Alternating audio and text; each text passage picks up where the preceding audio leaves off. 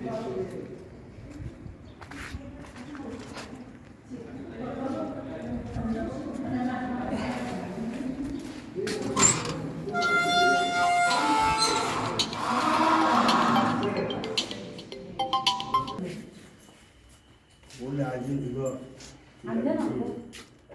عليكم ورحمة الله وبركاته.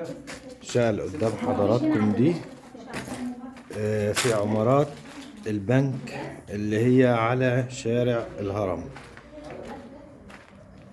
عمارات البنك دي اللي هي في المساحة. ده الريسبشن. هي إجمالي مساحتها حوالي 130 متر على الطوب الأحمر. ده الريسبشن. دي طرقة.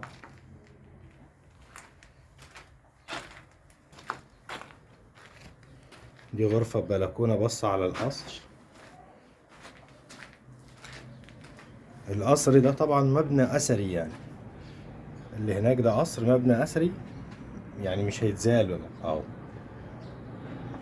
مساحات مفتوحة، مفيش أي حاجة هتتبني قدامنا يعني. دي كده غرفة. بذكر حضراتكم الناس اللي لسه ما اشتركتش في القناة يا ريت تشترك وتعملوا لنا لايك وتشاركوا الفيديو عشان يصل لكل الناس.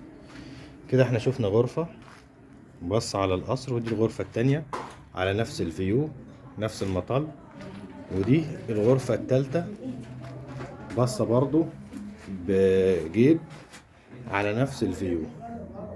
تمام. هي 3 غرف وريسبشن و2 حمام ومطبخ، مسجلة ومرخصة وليها حصة في الأرض وحصة في الجراج.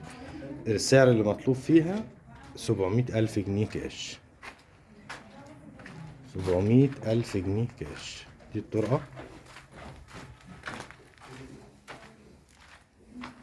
ده الحمام مساحته مستريحة جدا.